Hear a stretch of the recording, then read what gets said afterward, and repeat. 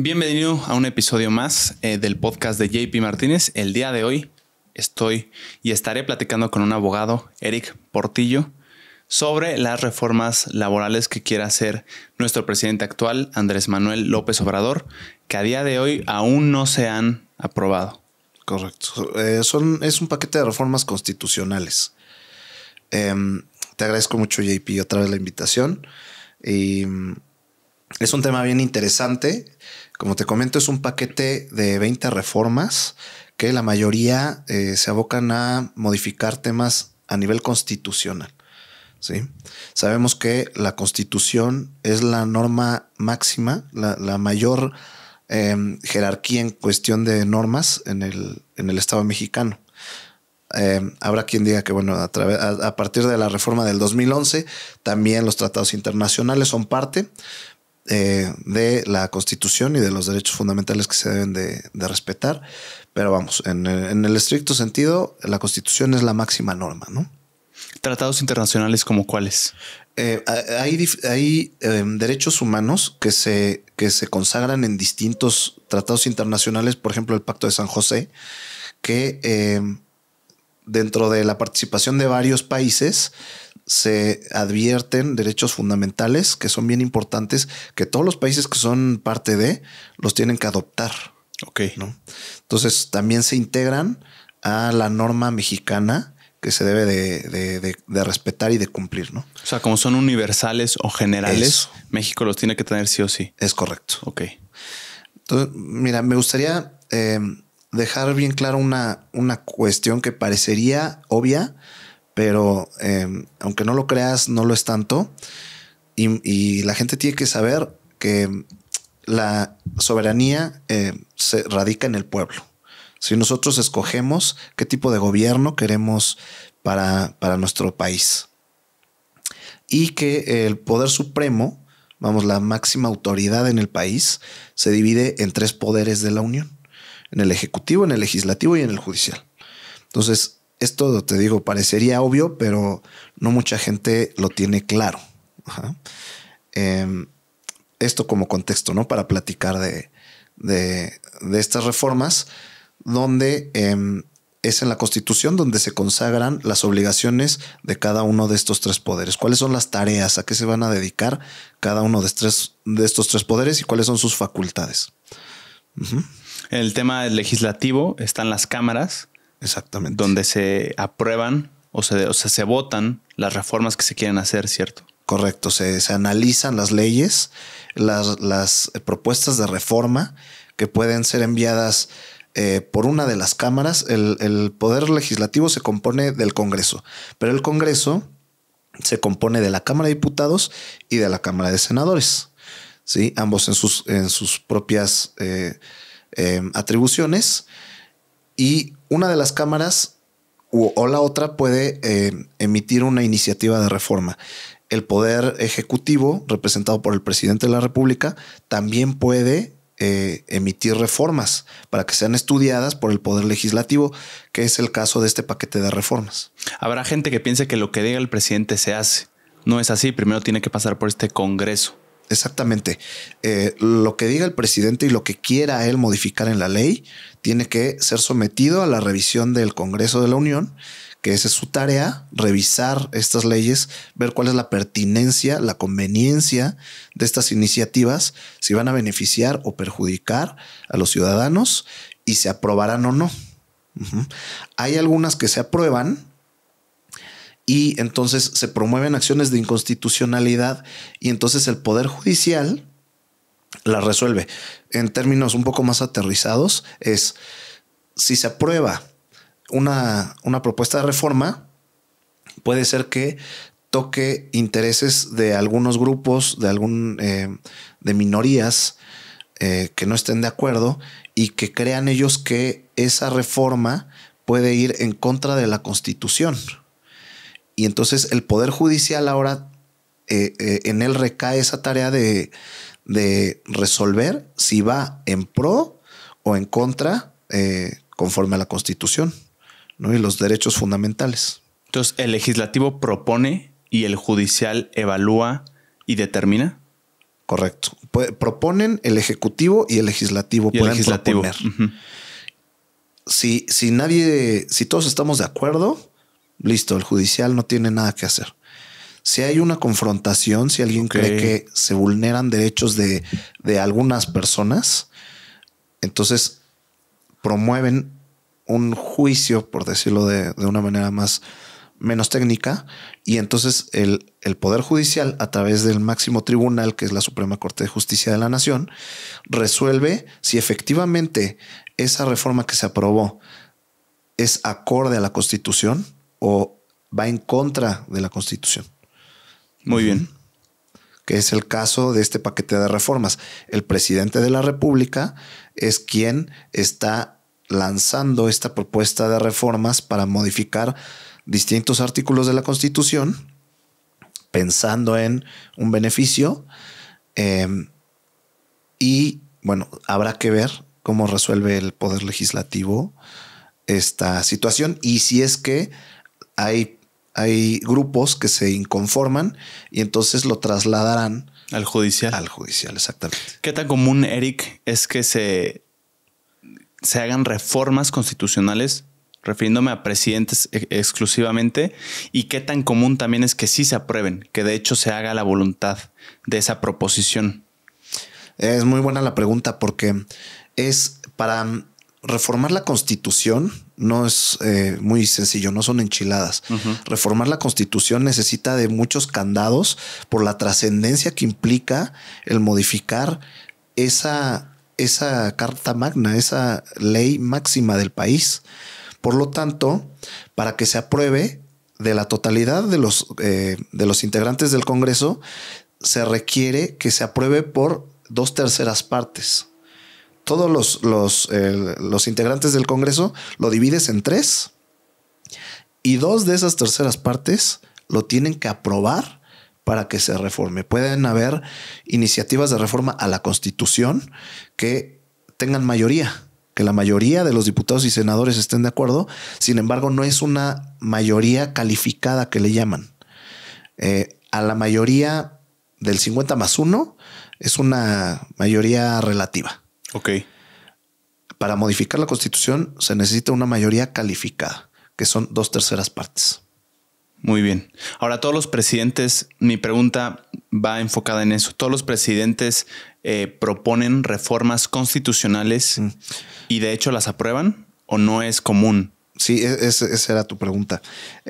No es común. Bueno, vamos.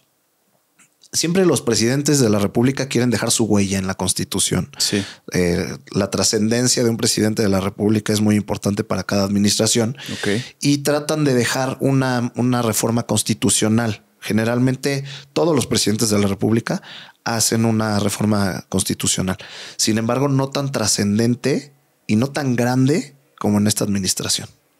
¿Dirías que es ambiciosa la propuesta? Sumamente ambiciosa. Demasiado ambiciosa, sí. Pues entremos. Sin antes mencionar que en mi clase de investigación hemos visto que cuando se habla o se investiga de un tema es imposible ser objetivo porque somos sujetos y no objetos. Correcto. Dicho esto, Eric está en su completa libertad, como te lo comenté, fuera de cámaras, de opinar desde una opinión personal, pero se intentará también dar información de crítica negativa o positiva de lo que especialistas han dicho sobre la propuesta de reforma. Correcto. Vamos a tratar de analizarlo desde el punto de vista más objetivo. ¿Sí? Mira, primero, si estás de acuerdo, podemos empezar por preguntarnos cuál es el objetivo de este paquete de reformas. ¿Cuál es el común denominador? Que las reformas, el paquete de reformas se realice al inicio de las administraciones. Es decir, cuando empieza la administración de un presidente de la República, porque eso va a dictar cómo, hacia dónde va a ir dirigido las políticas prioritarias de la administración pública de ese presidente. Y este es un caso inédito porque se están presentando al final. Le quedan al presidente 8 o 7 meses ya de administración, y entonces es cuando él está mandando este paquete de reformas, ¿no? Entonces, unas opiniones calificadas a favor mencionan que la finalidad de este paquete de reformas es para poder establecer derechos a nivel constitucional que cuesten mucho trabajo cambiar, modificar o quitar por administraciones siguientes. ¿Por qué? Por este candado que te platico, que se requiere 2/3 partes, que no es fácil conseguir. Hay comentarios en contra donde dicen que este paquete de reformas tiene un tinte electoral, de participación electoral. Bueno, el presidente incluso lo dijo en una de sus mañaneras cuando le preguntaron. Él confirmó que el objetivo era de un tema electoral. Y también esas opiniones en contra, pues dicen que al tener reformas que ya fueron estudiadas por el legislativo y no pasaron no por el legislativo, sino por el Poder Judicial. No tienen una buena relación ahorita el Ejecutivo y el Poder Judicial. Okay. Entonces es para resaltar esa división entre el Poder Ejecutivo y el Judicial, porque va a pasar lo mismo que ya pasó. Ya se lanzaron varias de estas iniciativas y fueron detenidas en el Poder Judicial, ¿no? Por acciones de inconstitucionalidad. Pues algunas de estas ya fueron analizadas por la gente competente del gobierno. Es correcto. Y fueron rechazadas. Es correcto. Por el Poder Legislativo, y en el Judicial se determinó que son contrarias a la Constitución, por lo tanto no pasaron. Este proceso ya sucedió en varias de ellas. Por ejemplo, en la reforma energética, en la propuesta de reforma donde la Guardia Nacional pase a manos de la Defensa Nacional del Ejército. Ajá. Esas reformas ya fueron analizadas y fueron descartadas, ¿sí?, por ser inconstitucionales, según lo que dice el Poder Judicial. Entonces, ¿por qué volver a intentar Excelente meterlas? Pregunta. Precisamente para realzar pues ese contraste, para decirlo un poco de manera objetiva, esa rispidez, esa riña, para volver a decir: el Poder Judicial me está deteniendo reformas que, a mi punto de vista, presidente, benefician al pueblo. Entonces el Poder Judicial es malo porque no quiere estas reformas en beneficio de los ciudadanos. Okay. Sin embargo, la tarea del Poder Judicial debe ser, no digo si lo haya hecho o no, es estudiar si esas reformas están apegadas a la Constitución o no. Ok. Sí. Está interesante ese tema. Y bueno, también otro comentario al respecto de cuál es el objeto de esto ha sido que es marcar la agenda para la siguiente administración. Sí. Es decir, la siguiente administración tiene que hablar de esto, y también para jalar el reflector sobre lo que pasa comúnmente. Es que al final de las administraciones se empieza a hablar de los resultados que se han visto a lo largo de la administración. Ya en estos momentos los presidentes de la República ya no tienen tanto foco y ya son más criticados, más analizados. Los resultados de las propuestas y de las acciones de gobierno ya son más claras porque ya está terminando el sexenio. Entonces, la opinión de algunos analistas es que la intención de este paquete de reformas en este momento es con la finalidad de que se hable de ellas y no de los resultados que ha tenido la administración. Una cortina de humo. Por sí lo puedo decir claramente. Yo creo que sí es una cortina de humo. Y te pongo un ejemplo muy claro. Aquí se está proponiendo una reforma constitucional en materia de salud, para que la atención médica sea gratuita, universal.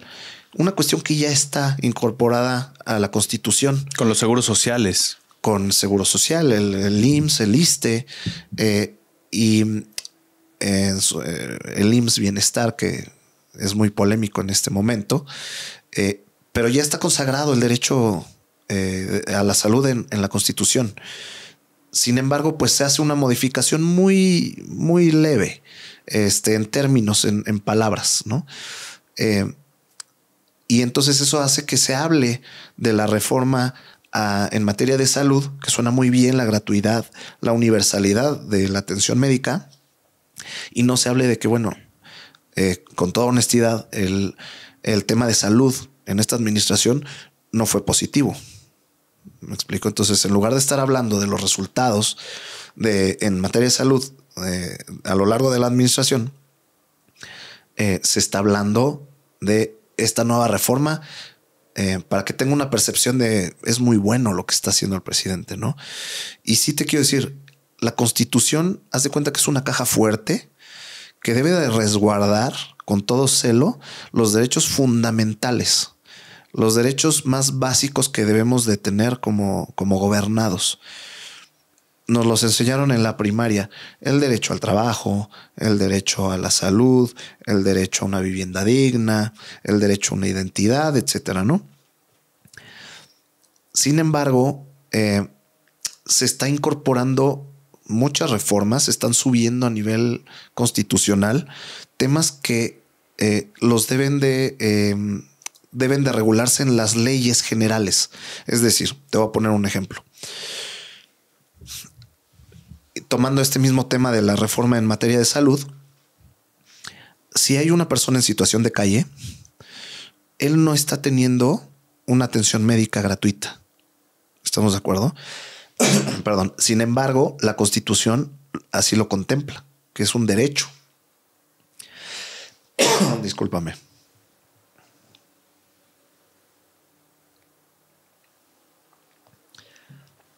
El derecho a la salud no le está siendo respetado, que está en la Constitución. Sin embargo, hay leyes reglamentarias que, bueno, la Constitución ya habla del derecho a la salud. Ahora, hay una ley que desglosa todo ese derecho a la salud. Tú tienes que primero estar afiliado o al Seguro Social o al ISSSTE. Tienes que acudir con ciertos requisitos, entregar tu identificación, etcétera, y vas a ser acreedor a un servicio de salud. No te van a ir a levantar de la calle. Por ejemplo, ahorita que yo voy saliendo de estar enfermo, nadie fue a mi casa a tocarme, a decirme, oye, ¿cómo estás? ¿No? Porque es mi derecho recibir por parte del gobierno atención a la salud. No, la ley que ya regula eso, que está abajo de la Constitución, ya te dice cómo, cuándo y dónde. ¿Cómo vas a ser receptor de ese derecho? Yo no tengo una vivienda digna, por ponerte un ejemplo. Bueno, la ley reglamentaria del artículo que consagra constitucionalmente el derecho a la vivienda te dice cómo tienes que acceder, ¿no? A través del Infonavit, cotizando, tramitando un crédito, pagando, que es otro de las reformas y que es bien interesante esta reforma que habla sobre el Infonavit.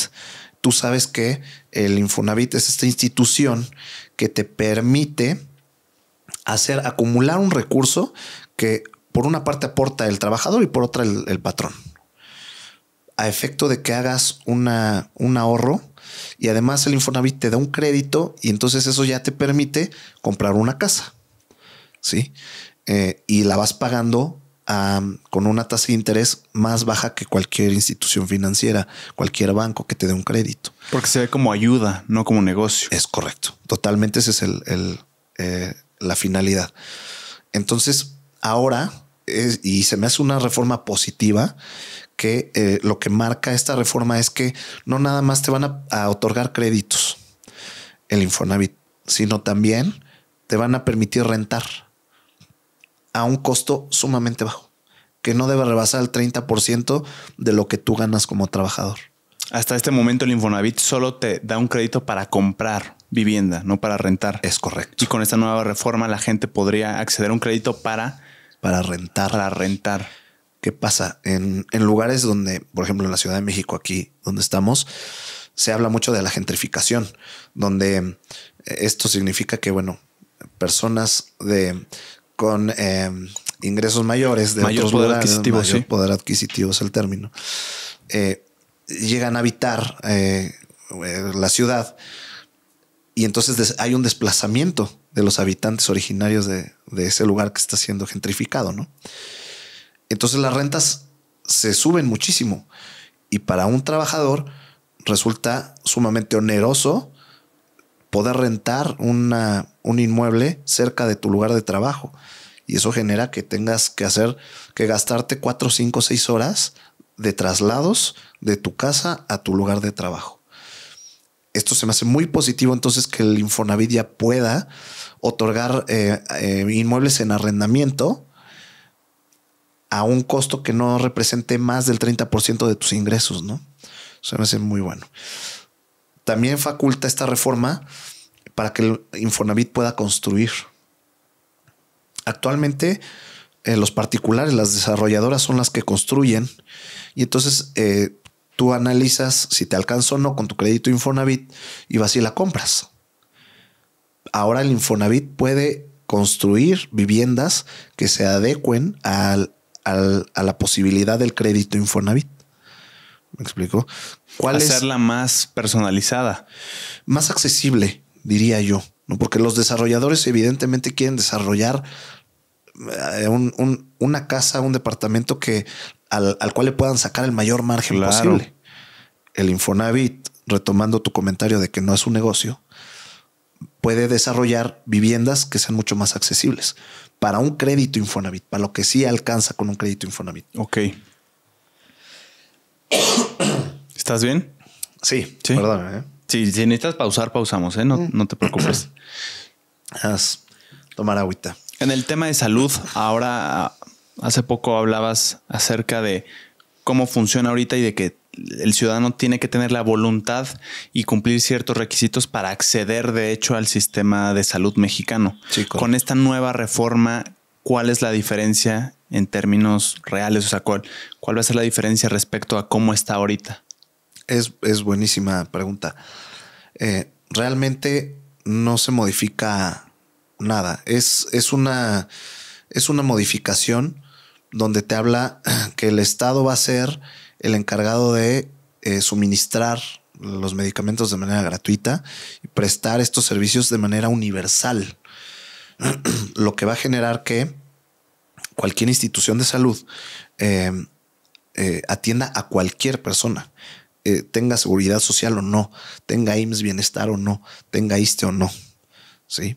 La cuestión aquí no puedes tú verle una opinión negativa a algo así. Por supuesto que es positivo, pero las opiniones negativas te dicen, ok, eso está muy bien. Ahora dinos cómo va a pasar. No va a alcanzar. ¿De dónde va a salir el recurso? Si ahorita, JP, cuesta mucho trabajo el sostener el aparato de salud mexicano, ¿de dónde va a salir el recurso para hacerlo verdaderamente universal? El tema de las medicinas, sabes que ahorita es un tema complicado. ¿Cómo vas a suplir esa deficiencia de medicamentos, ¿no? El cómo, la implementación, la materialización de estas reformas es algo que no está claro en estas mismas reformas. ¿Quién tiene la obligación de decir el cómo? ¿El que lo propone? El que lo propone. Ok. Y exactamente, el que lo propone. Y por eso la parte crítica a las reformas están excelentes. Nadie va a votar en contra de reducción de gastos a campañas y partidos políticos. Por supuesto que nadie lo va a votar en contra. Nadie va a votar en contra, por ejemplo, de el maltrato animal. ¿Sí? Nadie va a votar en contra de que lo que te acabo de decir, que los trabajadores puedan ser dueños de sus viviendas o que renten a precios accesibles. Nadie va a votar en contra de que sean constitucionales las becas a estudiantes. Por ejemplo, la cuestión que se critica es el cómo, ¿no? ¿Y de dónde va a salir el recurso para implementar estas reformas? Esto, lo deseable es que fuera de la mano este paquete de reformas con una reforma fiscal. Que en esa reforma fiscal te digan, ok, para hacer todo esto va a salir de aquí. Tal cual, ni más ni menos. Va a salir de aquí. Así le vamos a hacer. Actualmente tenemos una ley de ingresos y un presupuesto de egresos, donde lo que significa que se estima cuánto se va a ganar, cuánto va a ganar el Estado y cuánto va a gastar el Estado. Tenemos ahorita un déficit. El gasto es mayor que el ingreso. Y entonces estás haciendo modificaciones que requieren más presupuesto.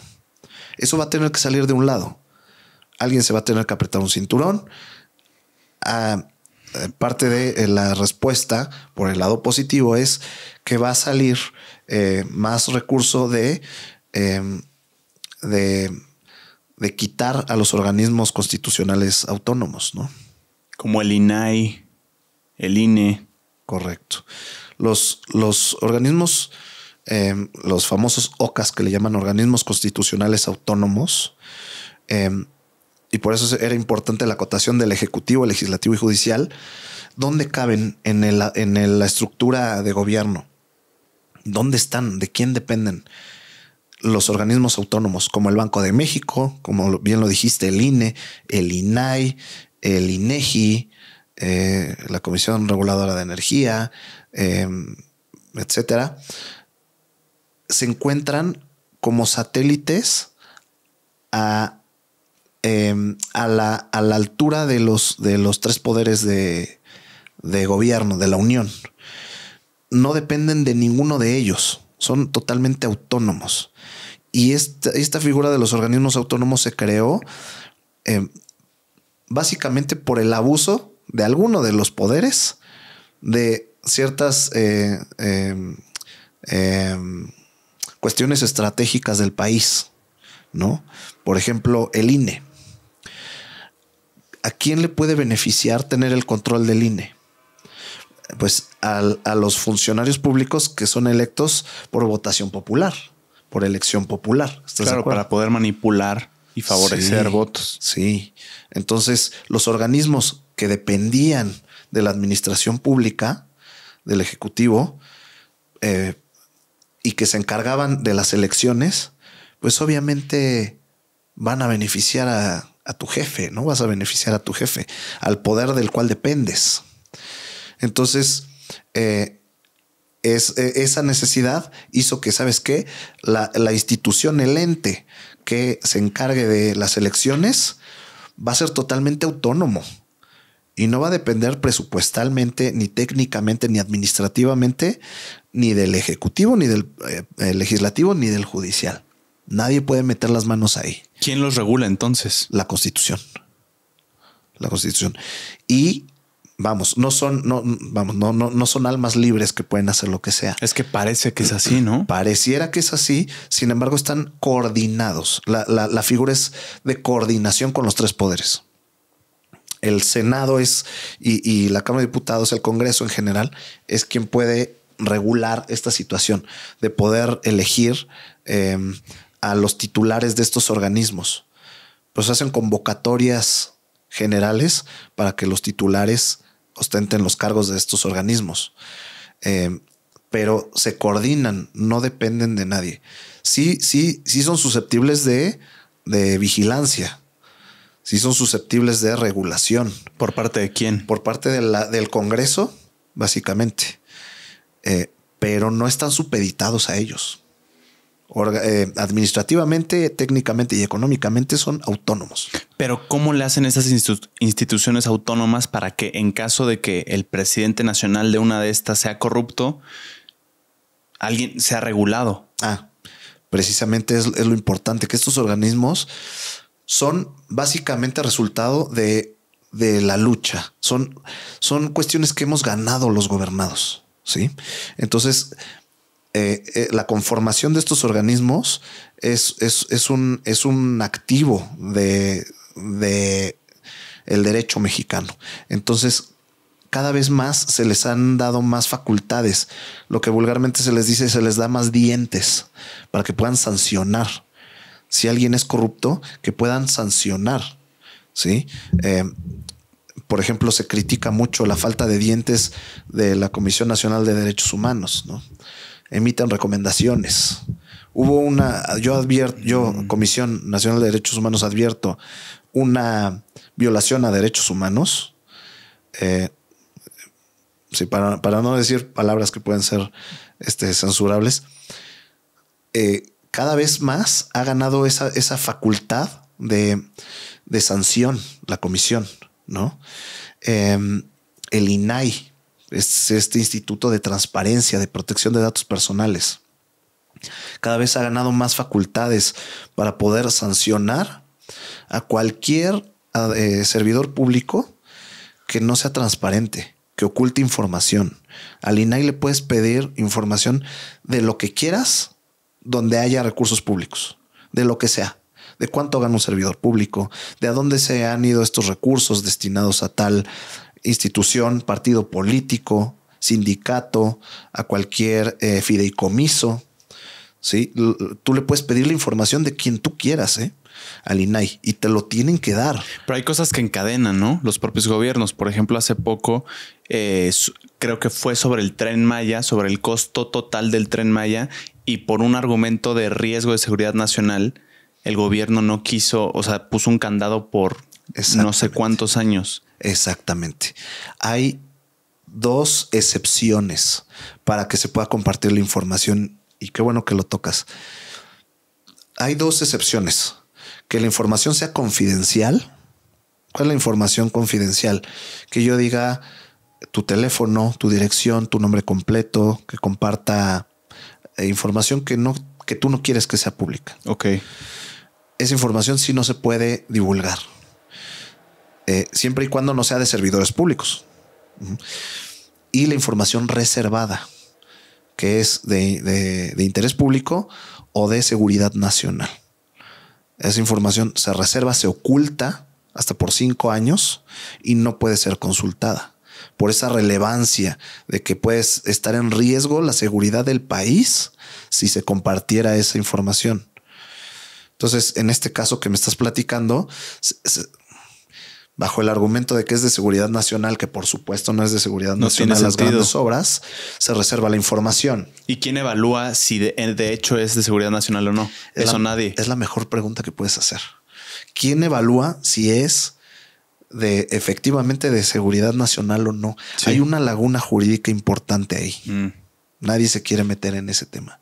No hay una ley ni la propia Constitución donde diga, a ver, los temas de seguridad nacional son estos. Nada más dice los que pueden poner en riesgo la seguridad del país. Es muy subjetivo. Entonces, de esa laguna se echa mano para decir, pues como no hay un límite, la línea está muy blureada entre qué es de seguridad nacional o no. Para mí sí es de seguridad nacional las mega obras del gobierno. Por lo tanto, no te doy información. Por lo tanto, no te puedes amparar en contra. ¿Me explico? Porque si me das la información y yo veo, oye, pero pues no hay estudios de impacto ambiental, eso puede generar muchos juicios de amparo. Entonces me amparo y el Poder Judicial va a revisar, oye, sí, aquí hay una falta. Faltan estos requisitos que la ley te establece para hacer esta mega obra y no los hiciste. Concedo el amparo y la suspensión para que se suspenda la obra. Entonces, es muy importante. Perdóname, no sé. Pregunta. Sí. ¿Qué riesgo hay? ¿Qué tan real es el riesgo de que desaparezcan o se vean sumamente limitadas estos organismos autónomos si es que pasaran las reformas que el presidente quiere pasar? Sí. Mira, ¿cuál es el riesgo del INAI? Te diría que todo el riesgo. Te voy a dar un ejemplo de una situación real que pasó en la administración pasada de Enrique Peña Nieto con el INAI. El INAI ha sido, gracias al INAI se ha descubierto varios temas de corrupción importantísimos. Los más grandes del país se han descubierto gracias a información que se le ha solicitado al INAI y que no le ha quedado de otra al gobierno más que brindarla. Por ejemplo, la famosa Casa Blanca. La Casa Blanca, ¿te acuerdas? Sí, con claro. Peña Nieto. ¿La Colina del Perro también? No, como el INAI es de reciente creación. Ok. Gracias al INAI se ha descubierto la Casa Blanca. Se descubrió el tema de Odebrecht, donde gobiernos extranjeros pues le daban una lana a funcionarios acá en México para intervenir en temas de petróleo, para ser beneficiados a través de Pemex. Ok. El tema de la estafa maestra, que a través de varias universidades se estaba dispersando recursos que nadie sabe dónde quedaron. Y la más complicada para este gobierno, Segalmex, donde hay muchos millones de pesos que se pagaron, pero no hay la información de que se recibió producto o servicio por esos tantos miles de millones de pesos. Gracias al INAI. Entonces, el ejemplo que te iba a poner, si no hubiera sido por el INAI, porque esta reforma para desaparecer los organismos autónomos, lo que hace, por ejemplo, con el INAI es trasladar una de las facultades del INAI a la Secretaría de la Función Pública. ¿Qué significa esto? Está el Ejecutivo, el Legislativo y el Judicial. El Ejecutivo, imagínate una serie de dependencias que se llaman secretarías de Estado. El jefe es el presidente de la República y todas las secretarías, la Secretaría de la Defensa, la Secretaría de la Marina, la Secretaría de Educación Pública, la Secretaría de Hacienda, hay muchas secretarías de Estado, dependen directamente del Ejecutivo. Dentro de esas secretarías está la Secretaría de la Función Pública, que tiene dentro de sus tareas revisar el actuar de los servidores públicos, que su actuar esté apegado a la norma, que no haya corrupción, que no se extralimiten en sus funciones o que no dejen de hacer cosas a los que están obligados a hacer. ¿Y depende del Ejecutivo? Y depende del Ejecutivo. Hay un conflicto de interés, ¿no? Totalmente. Eso no lo pudiste haber dicho mejor. ¿Qué pasa? Manda al INAI a una de las secretarías de las cuales yo voy a ser su jefe. Y con la Casa Blanca lo que pasó fue esto, que había un secretario de la Función Pública y entonces Peña Nieto dice, no, yo voy a ordenar a la Secretaría de la Función Pública que investigue si hay temas de corrupción conmigo o no. Y corrió al secretario de la Función Pública y puso uno nuevo. Y le dice, mira, yo te voy a dar chamba, no cualquier chamba, de secretario de Estado. Y tú me vas a revisar, yo voy a ser tu jefe, y tú me vas a revisar y me vas a decir en tu dictamen, después de una revisión exhaustiva, si hubo o no corrupción de mi parte. Puta, ¿qué vas a decir? No, jefe, no hubo nada. No tiene sentido. Además, corrió a uno y pone a uno que sabe perfectamente pues, lo que va a decir. Pero qué descaro. Y ya ven, aquí hay un dictamen donde dice que no hubo ninguna corrupción. De todas maneras, me disculpo, pero no hubo ninguna corrupción. El tema, Eric, yo no sabía eso. El tema es que al ciudadano promedio le suena bien. Ah, claro. Le dice, oye, no tiene nada que... O sea, tiene la conciencia bien porque está diciendo investíguenme y tú dices el nombre de la Secretaría de Función Pública. Correcto. Y te suena bien. Dice, no tiene nada que temer. Y además te dicen, porque gasta mucho. Entonces, puta, ¿quién no quiere ahorrar? Sabemos que hay mucho gasto, mucho despilfarro en el gobierno. ¿Vas a decir que vamos a ahorrar lana? ¿Quién no la quiere? ¿Quién no quiere ahorrar? Pues todos levantamos la mano. Y te digo, la cuestión criticable es el cómo. Por ejemplo, otro tema que me parece sumamente importante, si es que estás de acuerdo en tocarlo, es en la reforma al Poder Judicial. ¿Sí? Esta reforma al Poder Judicial trata de que los jueces, los magistrados y los ministros de elección popular, ¿no? Sean electos por votación popular, por elección popular. Jueces, magistrados y ministros. Uh-huh. Lo importante de aquí es, así como hay ejecutivo, legislativo y judicial a nivel federal, cada entidad, cada uno de los 32 estados tiene esa misma organización. En los estados es el gobernador, es como si fuera el presidente. Ok. El Congreso del estado es como si fuera el Congreso, el Poder Legislativo. Y el Judicial. Y el Poder Judicial, que es el Poder Judicial de cada estado, así es como el Poder Judicial federal.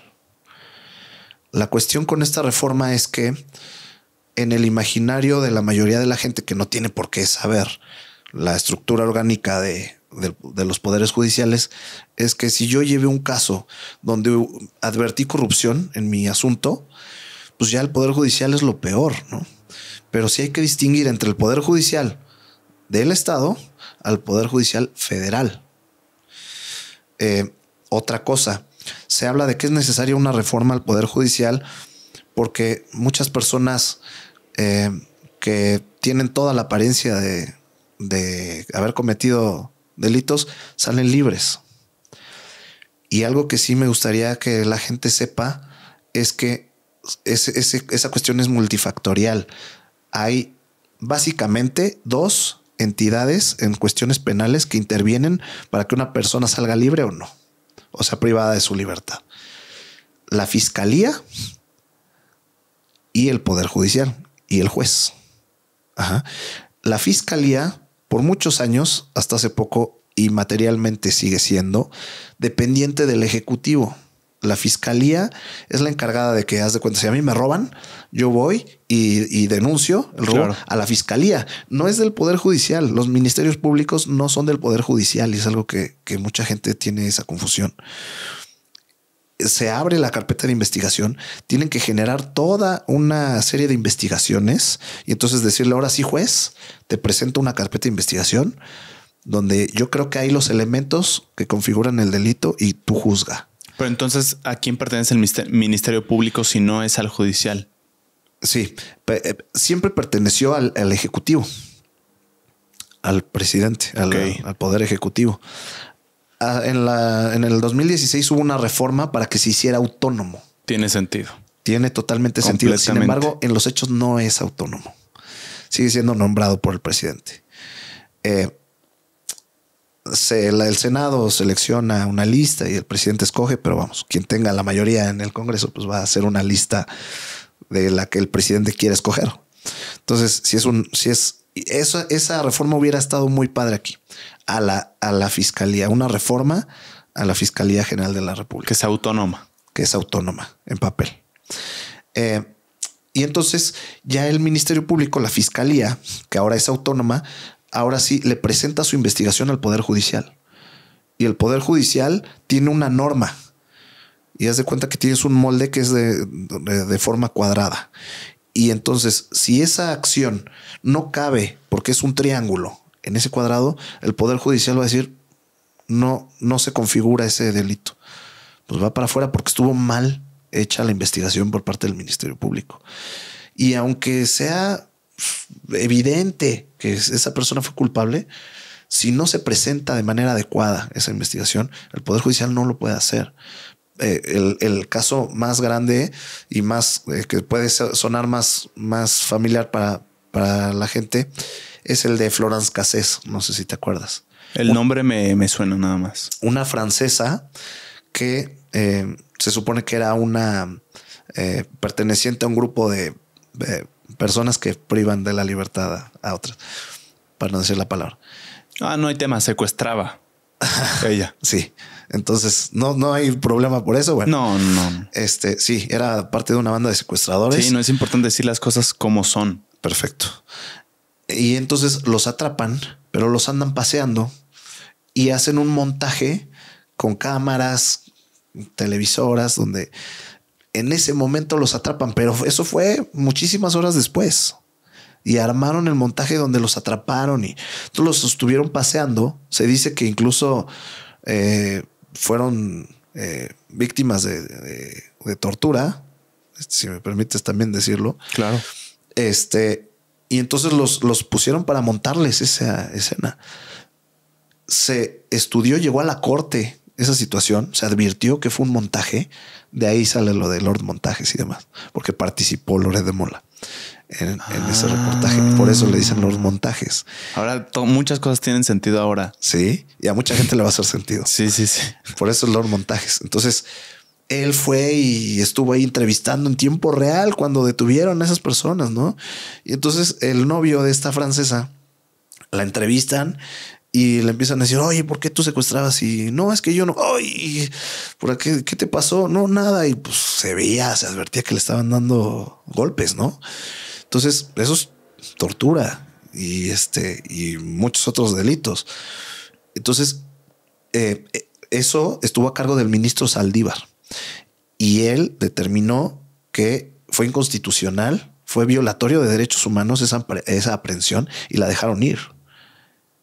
Aun cuando no se estudió el fondo de si efectivamente llevaba a cabo esas actividades o no, porque fue violatorio.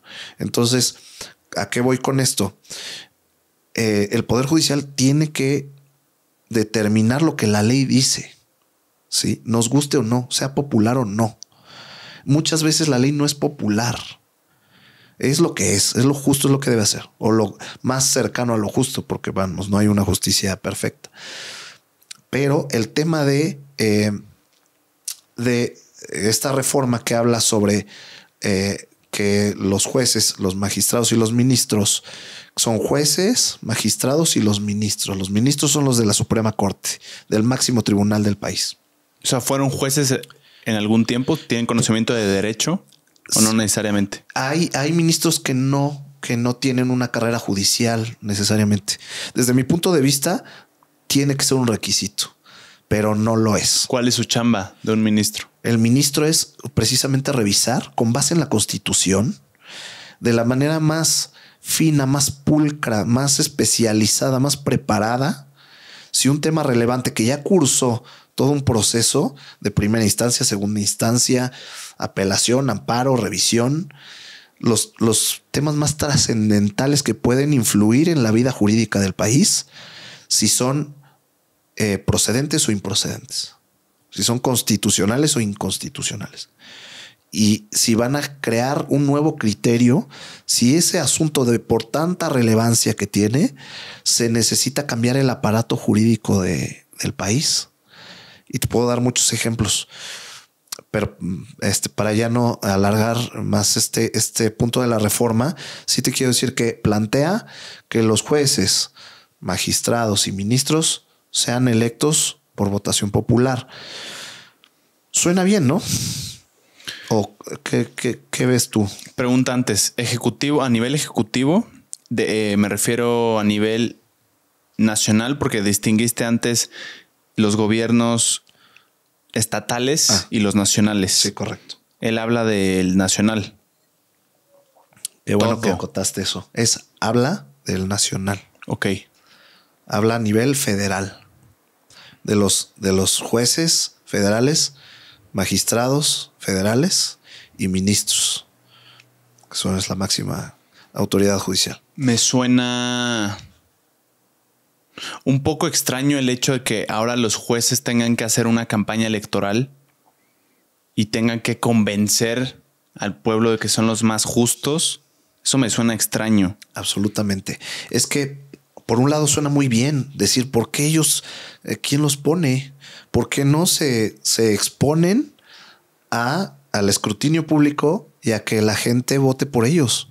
Suena bien. O sea, desde lo externo suena bastante bien. Ellos no me representan porque al final de cuentas los tres poderes me deben de representar a mí. Ellos no me representan porque yo no los elegí.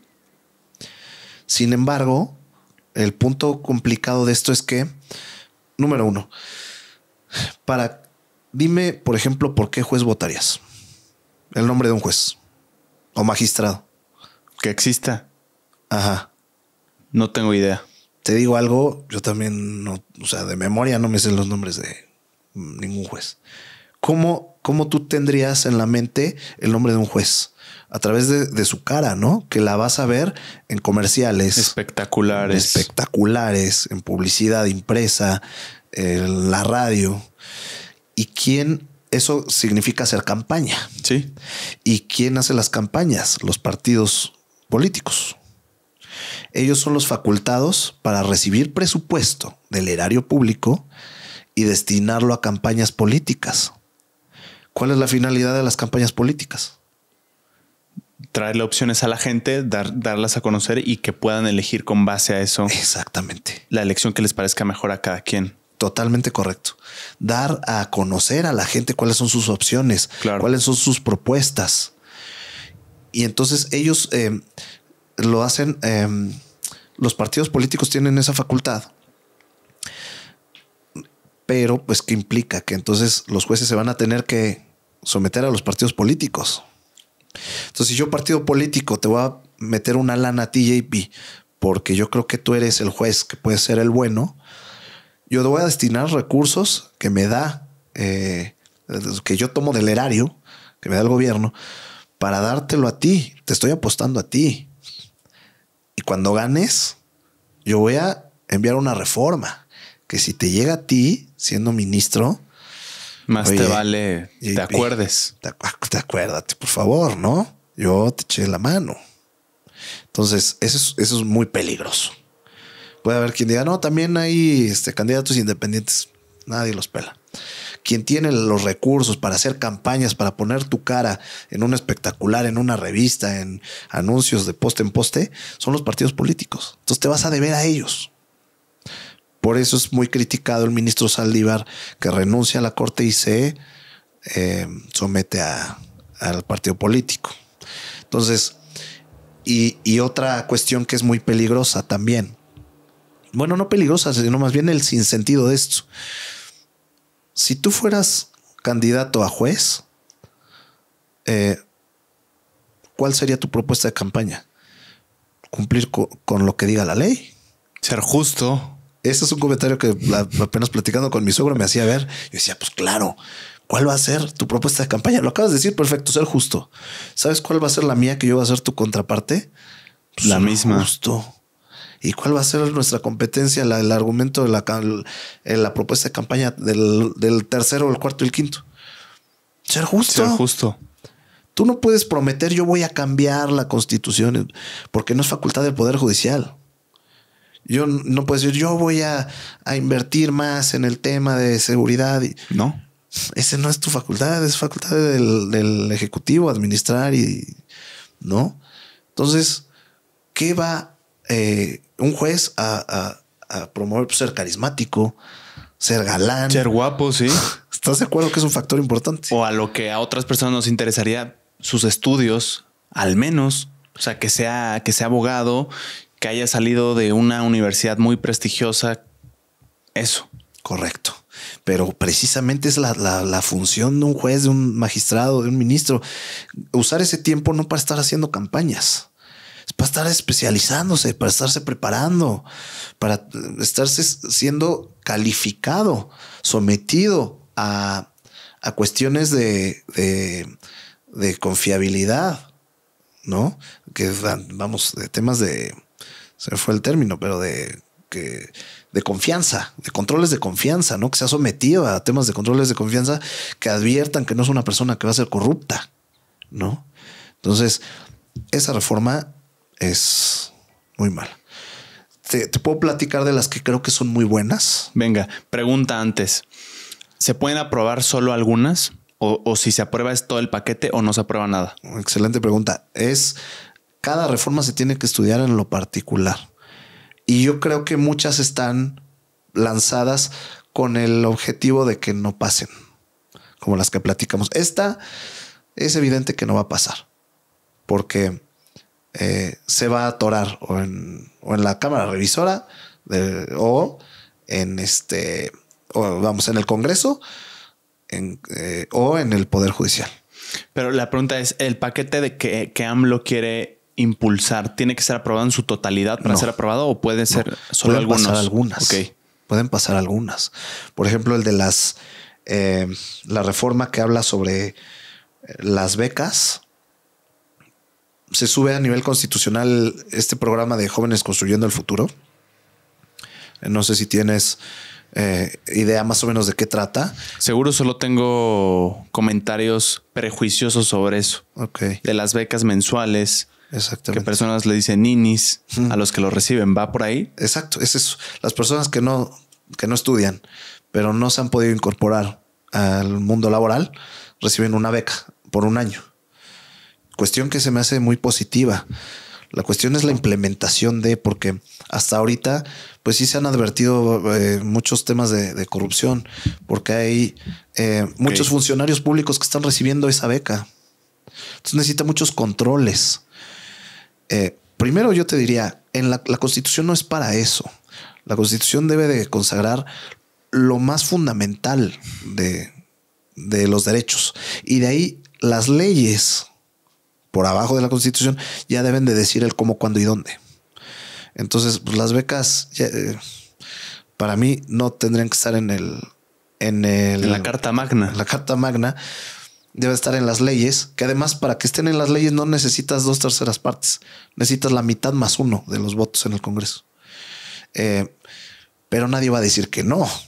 Por ejemplo, el reconocimiento de los derechos de los pueblos indígenas, que ya está en la Constitución, pero le hacen una modificación ahí para que sea considerado un sujeto de orden público, para que sean ellos. La diferencia es básicamente que ellos van a tener que ser tomados en cuenta para grandes reformas que les puedan afectar, que necesariamente van a ser consultados las comunidades indígenas para construcciones, grandes obras o vías de comunicación que les puedan afectar en sus terrenos, en sus costumbres, ¿no? En su salud incluso, en sus lugares que puedan ser sagrados. Se les va a tener que consultar.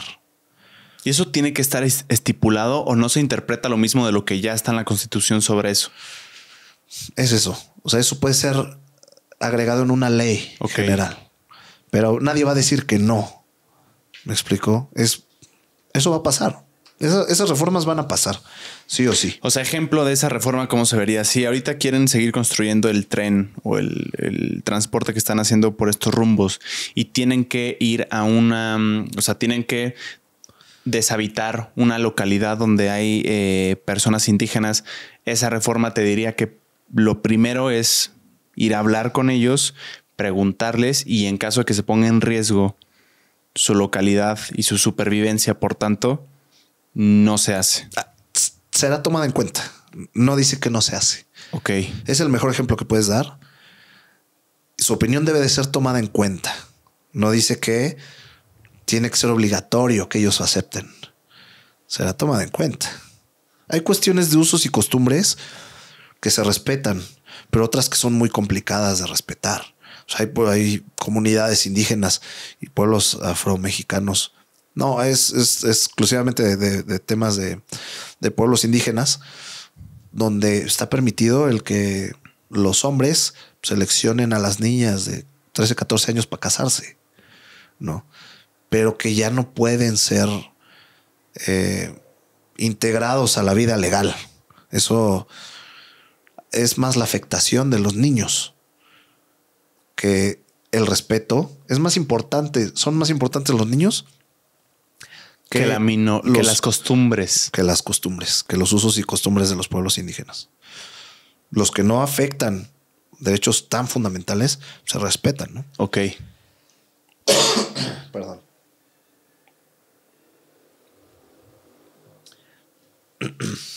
Ese es un ejemplo de las que sí van a pasar, sí o sí. Sí van a pasar. Hay unas reformas sumamente técnicas que dependen eminentemente de expertos, de estudios. Como la de hidrocarburos. Exactamente. Sí, a esa me refiero. ¿Qué es lo que establece esta reforma? Básicamente, se prohíbe el fracking. No sé si has escuchado de eso. Pero para quien no sepa, es básicamente el método de extracción de hidrocarburos a través de, y bueno, no es muy técnico, pero en términos simples es la extracción de gases a través de la inyección de arena, agua y algunos químicos a temperaturas impresionantemente altas para extraer gases y petróleo. Ok. Entonces, eso es totalmente técnico. Es como la pandemia. Te dicen, es que las vacunas son buenas, es que son malas. Es que, ¿quién va a saber? Los expertos, los estudios. Quien pueda dar la información más fiable, quien sea mayor autoridad en el tema.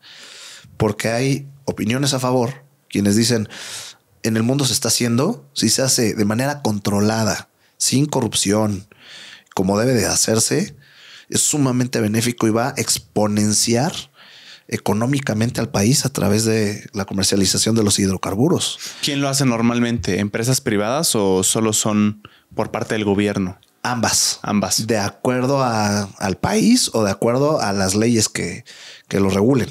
Pero lo pueden hacer ambas. Entonces, la extracción de los hidrocarburos a través de estos métodos, los comentarios positivos son: no nos podemos quedar atrás en esto. Muchos países lo están haciendo. Es económicamente muy conveniente. ¿Cuál es el tema en contra? Que puede ser sumamente contaminante. Puede poner en riesgo el tema del agua. Okay. Estamos sufriendo temas del agua. Sí. Problemas muy grandes de agua. Que puede incluso tener riesgos contra la salud. Y dicen que puede afectar temas sísmicos, ¿no? Temas de movimientos sísmicos. Puede alterar pues el suelo y puede generar problemas de temblores graves, ¿no?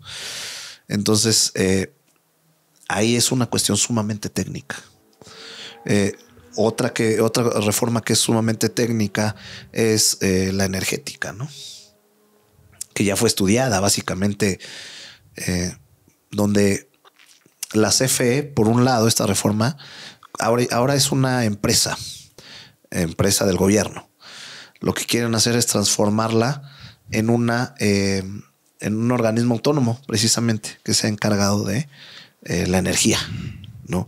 Ahí, ¿qué es lo que se va a determinar si es benéfico o no? Es básicamente la visión de cada una de las corrientes. Si es más, va más apegada a libre mercado, a que la CFE sea un competidor más, lo que va a generar que si hay precios más bajos, pues se ponga las pilas y que mejore sus recursos, que abarate sus métodos de generación de energía y que compita con empresas particulares, ¿no? Y por el otro lado está la visión de la energía debe ser del Estado. Propiedad pública. Propiedad pública. La CFE debe de tener un porcentaje mayor, al menos mayor del 50%, para la generación y distribución de la energía eléctrica. Entonces, es un tema sumamente complicado, sumamente técnico. Porque ambos puntos, ahora que los dices, tienen fundamentos. Tiene mucho sentido. O sea, ¿qué pasaría si fuera propiedad privada? O sea, la corrupción no solo está en lo público, también está en empresas privadas y es un poder gigante. Totalmente. El tener control de la energía. Totalmente. La cuestión aquí es que el país está sometido a tratados, particularmente con Estados Unidos y Canadá, el famoso TEMEC, que fue una odisea del sexenio anterior, poder cuadrarlo en términos de lo que quiere Estados Unidos, de lo que quiere Canadá y de lo que México puede alzar la mano y decir qué es lo que quiere.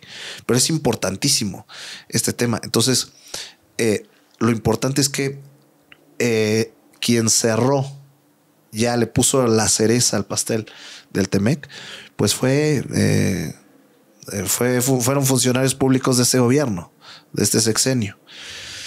Entonces sabemos que estamos nosotros obligados a cumplir ciertas reglas, ciertas cláusulas que en un contrato nos comprometimos a cumplir. Y esta reforma, que ya fue estudiada, genera que haya conflicto con el TEMEC, con otros países. ¿Y cuál es la repercusión? Sanciones. ¿Y cuáles son las sanciones? ¿Cómo son las sanciones? Económicas. Me explico. Cuestión que no convienen. Y diplomáticas, me imagino también. No se está cumpliendo el acuerdo. De hecho, creo que este punto que tú pones en la mesa es mayor a las económicas. Problemas diplomáticos, totalmente. ¿No? Entonces, no tenemos por qué enemistarnos con los países con los que tenemos acuerdos. ¿Qué reforma es la que pone en jaque eso? La reforma eléctrica. La reforma eléctrica. Fue ya discutida, ¿no? También. El tema de los animales no está estipulado hoy en día en la Constitución mexicana que se prohíbe el maltrato. No, y son precisamente de las reformas que yo creo que pueden estar, que no son necesarias, que estén. ¿Por qué? Porque ya hay una ley de protección a los animales. Ah, sí hay. Sí la hay. Ok. Aquí lo que va a pasar es que va a identificar perfectamente a los tipos de animales, los que son insectos, los que son mascotas, los que son animales para la ganadería, los que son animales mascotas. Entonces, y se prohíbe el maltrato animal, pero ya está en la ley. Entonces suena bien, nadie va a decir que no. Pero en lo personal, en lo muy personal, no es para que esté en la Constitución. Ya hay una ley. Nadie quiere tirar esa ley. Nadie quiere estar a favor del maltrato animal. Bueno, hay un tema ahí con las corridas de toros, ¿no? Con la tauromaquia. Sí, pero eso se puede ver a nivel ley. ¿Por qué no a Constitución? Porque la Constitución es una caja fuerte que debe de proteger los derechos más fundamentales. Ya está regulado. Incluso hay sanciones penales de delitos, es decir, donde alguien puede ir a la cárcel por maltratar a un animal. Ya está en la ley. Pero a nivel constitucional no creo que sea algo tan trascendental como para proteger con todo el celo del mundo.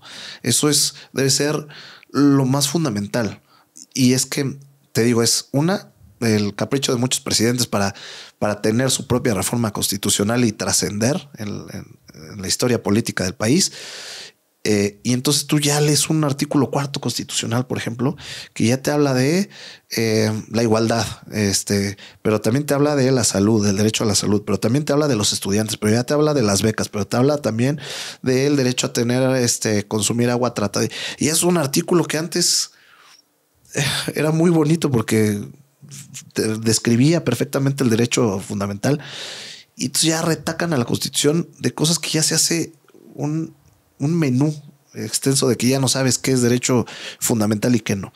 Entonces debe quedarse a nivel de ley, para mi punto de vista, ¿no? Sin embargo, yo creo que esta va a pasar. ¿Toma en cuenta la tauromaquia? Sí. ¿O lo deja igual de ambiguo? No, lo toma en cuenta. Sin embargo, no hay una... como ya se está legislando esto, va a resolverse a nivel judicial. Ok. Y entonces, obviamente, se va a incorporar. La cuestión es esa. Esto es únicamente el deseo. Es una lista de deseos. Pero no es que mencione con la tauromaquia va a pasar esto. Bueno, es lo que te referías a que si lo deja ambiguo. Sí lo deja. Sí lo deja ambiguo. Sí lo deja ambiguo. No es que resuelva el tema de tajo, no. Va a seguir discutiéndose, ¿no? Es muy interesante porque es un tema filosófico el que se trata, el valor, refiriéndose al humano y al animal, qué tanto valor tiene y qué derechos tenemos sobre ellos. Correcto. Es decir, lo hace menos grave cuando es para comida, lo hace menos grave cuando es para recreación. Totalmente. Es un tema muy complejo. Totalmente. Lo pone en valores distintos, sí, ¿no? Sí. De acuerdo a su finalidad, no lo había pensado así. Totalmente de acuerdo.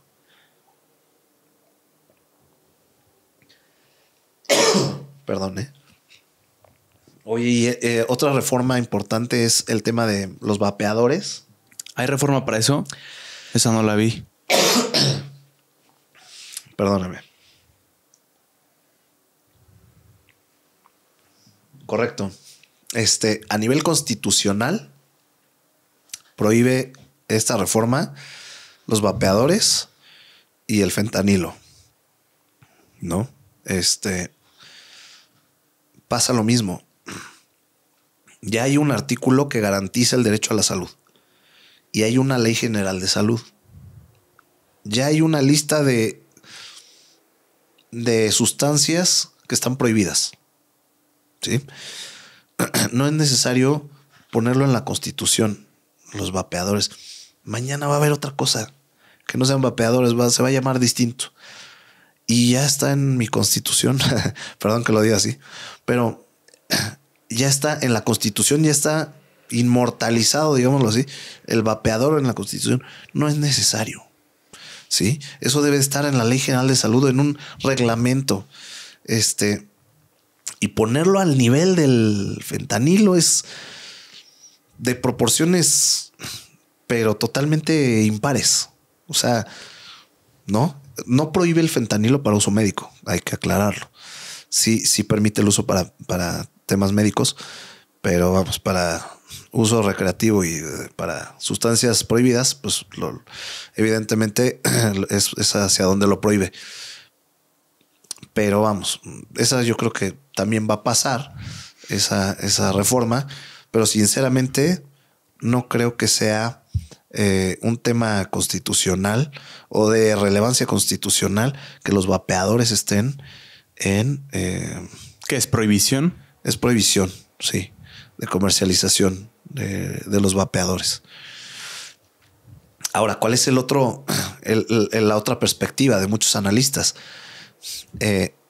La cuestión es que prohibirlos lo que va a hacer es beneficiar a ciertos sectores que lo van a seguir produciendo.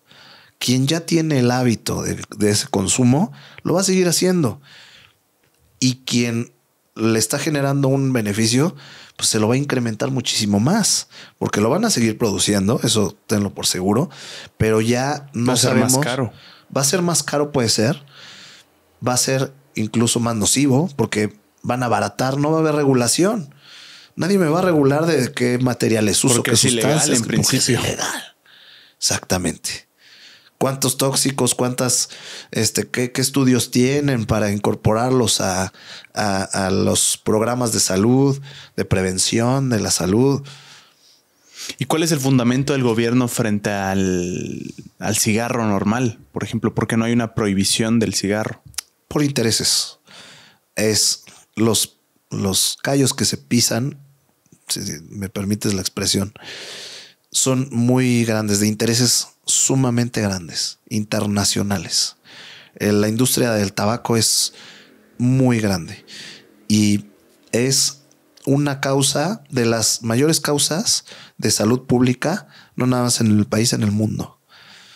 Pero sigue vigente. Ahora, podría caer en ese extremo de si se prohíbe, pues entonces ya los cigarros van a tener, quién sabe cuánto, si de por sí son muy dañinos y tienen muchos agentes tóxicos, imagínate en la ilegalidad, pues van a generarle ¿cómo decirlo? Pues sí, un negocio para gente que se dedica a los temas ilegales, y va a estar menos regulado, van a utilizar sustancias muchísimo más nocivas y nadie va a tener control sobre ello, ¿no? Es que no tiene sentido si los comparas con el tabaco. No, o sea, porque este sentido. sí, porque no, a reserva de que hayan fundamentado un peligro mucho mayor a la salud pública de los mexicanos, el tema de los vapeadores. No creo que sea el caso. Y en el caso de reconocerlo como una sustancia nociva, que lo es, me parece incluso peligroso que los vicios personales de las personas sean prohibidos. Totalmente. Porque lo mismo es con el alcohol y con el tabaco. Es correcto. Y es injerencista por parte del gobierno prohibirte el consumo de lo que tú prefieras, ¿no? Me hubiera gustado ver un tema más de prevención, de educación, de incorporación de estos temas con mayor énfasis en los programas educativos. No estas medidas, ¿no? Sin embargo, yo siento que van a pasar.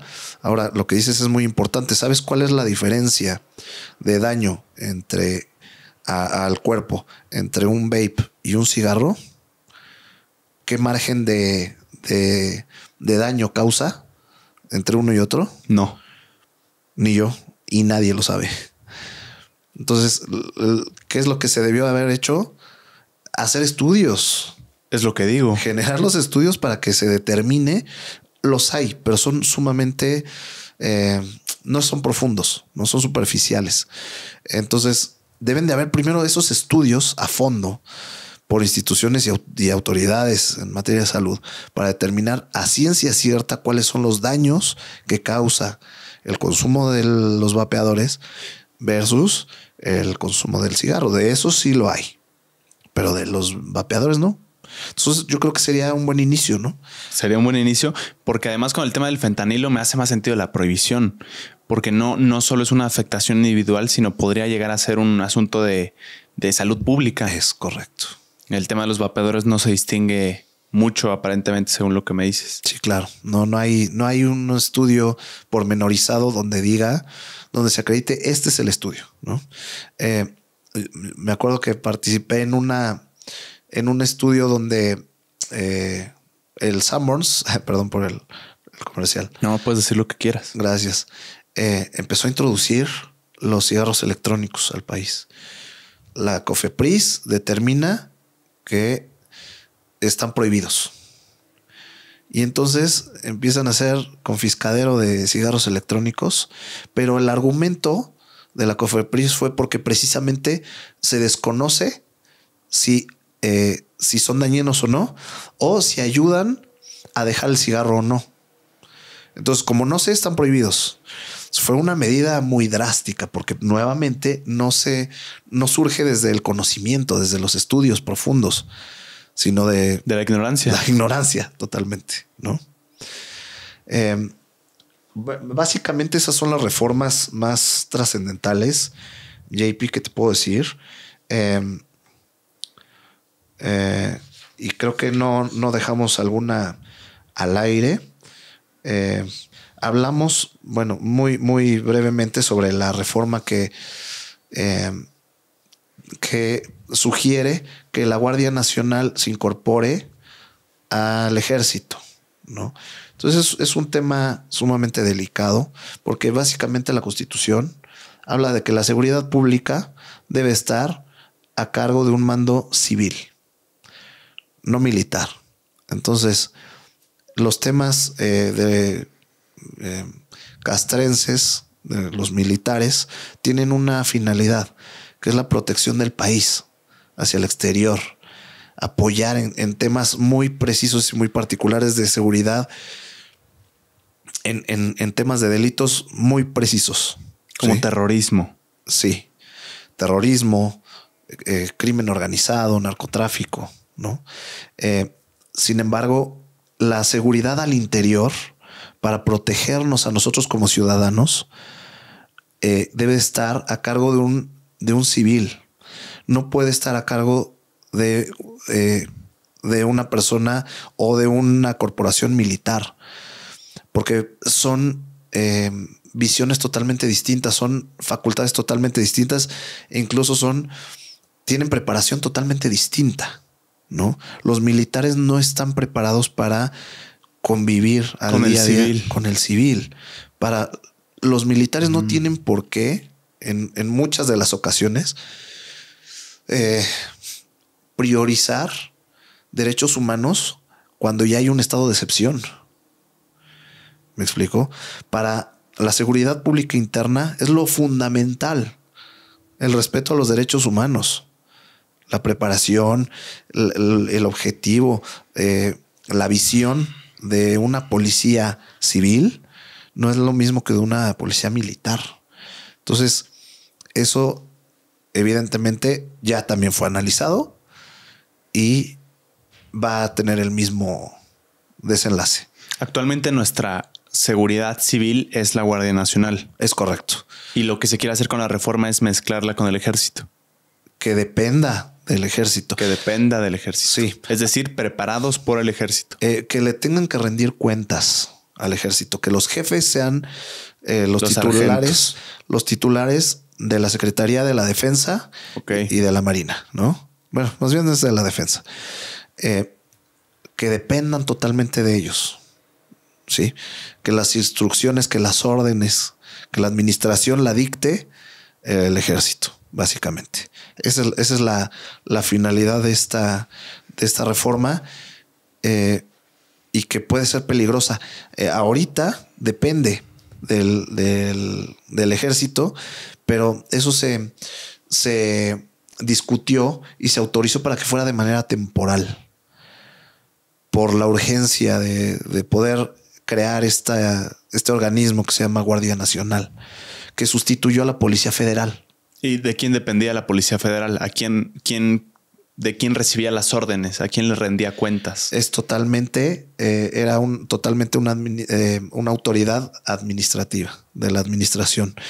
Cada que se habla de la administración pública, hablamos del ejecutivo. Del presidente. Exactamente. Entonces, pero con un mando civil. Me explico. Se sustituyó la Policía Federal por esta Guardia Nacional, que puede tener temas de mayor inteligencia, mayor facultad, mayor preparación. Sin embargo, es inconstitucional. La Constitución dice que la seguridad pública debe estar a cargo de un mando civil y eso se debe respetar. Es el ejemplo que te ponía. No puedes meter un triángulo donde no cabe de forma cuadrada. ¿A qué se refiere con mando civil? Que no sea alguien del ejército, que sea una persona que tenga un cargo importante, que tenga preparación en seguridad pública, que precisamente esté preparada para dirigir y capacitar a una policía que tenga la capacidad de respetar los derechos humanos, de interactuar con los gobernados de manera mayormente pacífica y de no corromperse, ¿no? Entonces yo creo, a mí me hubiera gustado una reforma más encaminada a garantizar esos tres elementos, que tengamos una Guardia Nacional que sí funcione, porque vamos, en los resultados sabemos que no está funcionando. Que no en términos administrativos viene a ser lo mismo, porque si la Policía Federal le rendía cuentas al Ejecutivo y el ejército lo mismo, sería lo mismo con la Guardia Nacional integrada, ¿no? A quien le rinden cuentas finalmente es al Ejecutivo. Fíjate que es de los comentarios con más, ¿cómo te diré? Ese comentario que acabas de hacer, no sé si lo viste o lo estudiaste en algún lado, pero precisamente es la contraargumentación. Es de mando civil. ¿Por qué? Porque nuestro jefe es el Ejecutivo, ¿no? Y fue incluso argumentos que dieron ministras acorde a que simpatizan con el presidente. Es decir, esa condición constitucional se cumple. ¿Por qué se cumple esa condición constitucional? Porque el presidente es un civil, aun cuando es el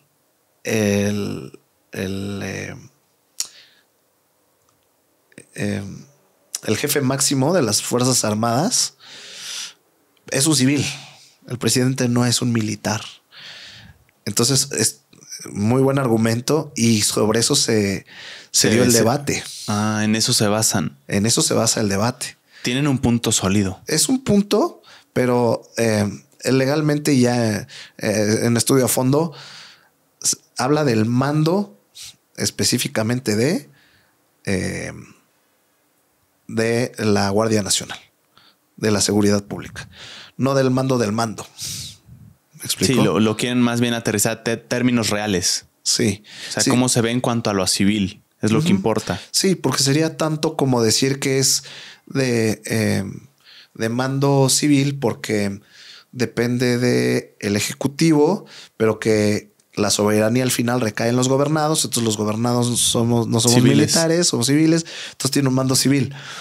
Es jugar ahí con la terminología. Sin embargo, legalmente, y por eso fíjate que es lo trascendente de que los ministros sean personas que sean sumamente preparadas para poder tener un análisis jurídico, incluso ahorita que manejaste el término filosófico en materia jurídica y de cuestiones novedosas internacionales, de derecho comparado internacional, de saber cómo interpretar eso, ¿no?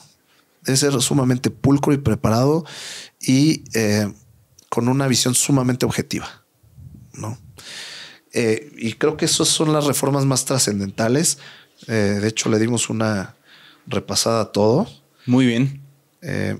Faltaron el salario de maestros y policías, que no debería ser menor al promedio de lo que ganan un mexicano, de que ganan en el Seguro Social, ¿no? También en la reforma sobre salarios mínimos que no pueden que le gana la inflación, tengo entendido, ¿no? Sube la inflación, sube el salario mínimo. Sí. Me hace sentido. se te hace, suena bien, ¿no? Suena bien. La pregunta fundamental sería ¿de dónde va a salir el dinero? Es que suena ideal. Totalmente. No entiendo quién podría estar en contra de que el salario mínimo suba. Es que el dinero sale de las empresas, porque ellos son los que pagan.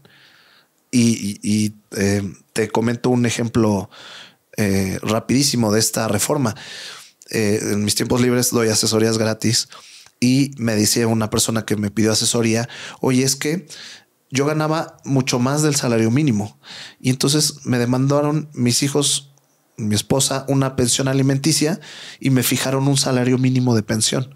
Entonces de mi sueldo tengo que dar un salario mínimo de pensión y me queda esto, ¿no? Entonces yo gano esto, este es el salario mínimo y lo tengo que dar de pensión. Me queda esto. Pero ahora el salario mínimo ya alcanzó a mi sueldo.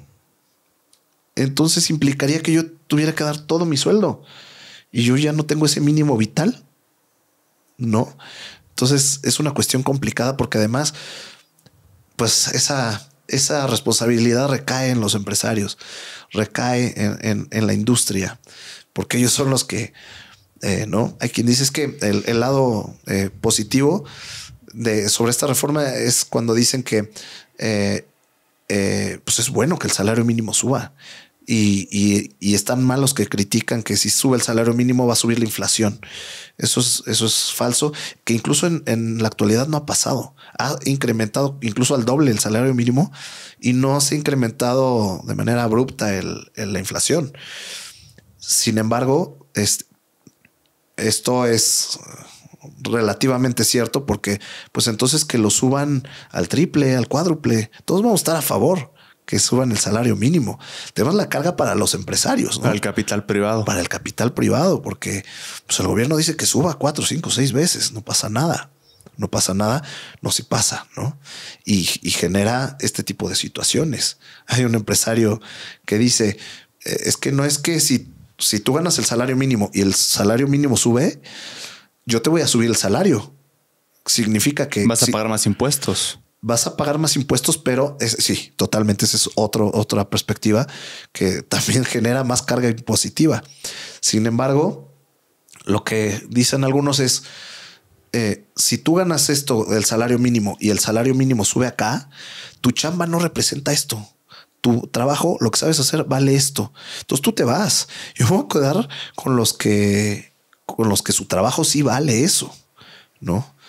Entonces, también puede ser un tema de afectación que pueda incrementar el desempleo, ¿no? Y bueno, pues ya, si quieres, por último, para cerrar, la cuestión de las pensiones, que eso parece muy bueno, muy, muy bueno, donde la gente se puede retirar con el 100% de su último sueldo. Entonces, ahorita la gente no se jubila, no se pensiona al 100%. Al 100%. Y es el mismo punto que tocas.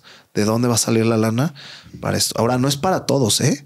Esta reforma no significa que todos van a salir con el 100% de su último sueldo. Nada más es para, en principio de cuentas, de toda la totalidad de la gente trabajadora en México, rebánale el 40%, porque el 40% trabaja en la informalidad. Informalidad, sí. ¿Estás de acuerdo? Sí. No tiene seguro social, Infonavit, etcétera. Entonces ya ahí se redujo. Ahora hay personas que están afiliadas al régimen del 79. Los que están bajo ese régimen del 79, para ellos no aplica. Solamente del 97. Del 97, los que empezaron a trabajar o se incorporaron a la vida laboral a partir del 97 en adelante son los que pueden tener este beneficio. Pero además no para todos, solamente a los que ganen menos de 16,000 pesos. ¿Me explico? Si ganas 17,000 pesos, ya no es para ti esa reforma. ¿Y si tienes 2 empleos, los considera? ¿Considera el total de los 2 empleos? La totalidad de lo que cotices, eso se va a tomar en cuenta. La totalidad de lo que cotices. Debes de cumplir con la edad y debes de cumplir con las semanas cotizadas. Si cumples con eso, tienes posibilidad de... y si ganas menos de 16,000 pesos, ¿no? Entonces, esto sí es bien importante, hablando de cómo repercute a la gente, porque también mucha gente dice, puta, yo que gano 18,000 pesos al mes, ya me voy a... Por ejemplo, los que ya están por jubilarse, pues a ellos no les toca, ¿no? Es nada más a los que se incorporaron a la vida laboral del 97 en adelante. Y además, si ganas 18,000 pesos o más, siguen las mismas reglas. Parece algo bueno, pero cuando te vas a profundidad, parece hasta injusto. O sea, cuando lo comparas, que unos sí, que otros no. Sí, hay que tener mucho cuidado. El gobierno actual ha hablado acerca de hacer impuestos o poner impuestos a la riqueza proporcionales para poder sacar más dinero y entregarlo, repartirlo con reformas como estas. Y es un estandarte que maneja la redistribución del capital. Sin embargo, ya en la profundidad, en el estudio, en el análisis profundo, es todavía más injusto. Porque es quitarle... primero es discriminatorio. No puedes tratar distinto a las personas. A la garantía individual. Sí, totalmente. Y además, pues es proporcional. Si tienes que pagar el 30% de impuestos de tus ingresos, pues mi 30% es así. El 30% de una mega empresa, pues es proporcional, ¿no? Entonces es un estandarte. No está incorporado todavía a las reformas. Eso yo creo que tuvo que haber pasado una reforma fiscal. Y ahora sí creo que con eso le dimos ahora sí una peinada prácticamente a todas las reformas. Una pregunta última. El tema de las becas, actualmente, ¿cómo se maneja? ¿Quiénes, o sea, para los estudiantes me refiero, quiénes son acreedores a esta beca y qué requisitos tienen que cumplir? Porque hay muchas críticas, probablemente mucha información, entre ella falsa, otra verdadera. ¿Qué es exactamente lo que sucede con las becas a estudiantes? A estudiantes. O no estudiantes. Mira, ya hay becas a estudiantes, sin que tenga que ser constitucional. Las que están elevando a nivel constitucional son las de Jóvenes Construyendo el Futuro, las de para personas con discapacidad y las de la vejez, ¿no? Las de adultos mayores. Creo que son buenas. Es el gobierno el que hace la administración de esas becas y yo creo que no hay una cuestión negativa, ¿no? Pero lo que se dice sobre darle dinero a ninis, a personas que no estudian. Ajá. ¿Cuál es la situación real? La situación real es que no está regulado. La cuestión es que se tienen que generar, más que subirlo a nivel constitucional. Yo creo que la necesidad es de establecer los candados para que no sean... para que se controle a las personas que reciben esos beneficios. Yo creo que es muy bueno el que personas que todavía no se han podido incorporar, que ya no terminaron de estudiar y que no se pueden incorporar, reciban un recurso que les permita participar e integrarse a esa vida laboral. Pero sí, lo importante yo creo que es que debe de haber mecanismos que controlen la corrupción. Hay personas que trabajan y que reciben esa beca. Hay personas que son servidores públicos y que reciben esa beca. Hay personas incluso que ya fallecieron y que reciben esa beca. Hay muchos recursos derivados de ese programa que no se sabe dónde está. Entonces, en la forma es súper buena. En el fondo y en los mecanismos de implementación, creo que es donde nos debemos de centrar y donde debe de haber verdaderas reformas. O sea, ¿y los requisitos propuestos cuáles son? O sea, ¿eres acreedor a este dinero? Sí. Sí, ya no estudias y no trabajas. ¿Pero por qué sería positivo darle dinero a alguien que ya no estudia y no trabaja? Vamos, eso es también con un tope de edad, antes de los 29 años, si no mal recuerdo. ¿Por qué es positivo? Mira, es positivo porque la verdad es que el nivel educativo que debería venir desde ahí, esa reforma, no es el óptimo. Mucha gente, y te lo puedo decir desde mi materia, que es el derecho, las leyes, cada semestre salen, pero montones, oleadas de estudiantes de derecho que no saben absolutamente nada. Y entonces, al momento de presentarse a una entrevista, no saben ni cómo hacer su currículum. Se someten a un examen y no tienen ni la mínima capacidad para poder integrarse a un despacho. Entonces, hay mucha gente, por eso hay mucha gente que se dedica a otra cosa totalmente distinta a su carrera, porque pues yo ya tengo mi cédula bien padre de abogado, de licenciado en Derecho, pero nadie me contrata. Nadie me contrata porque no lo sé hacer y me piden experiencia que no la tengo.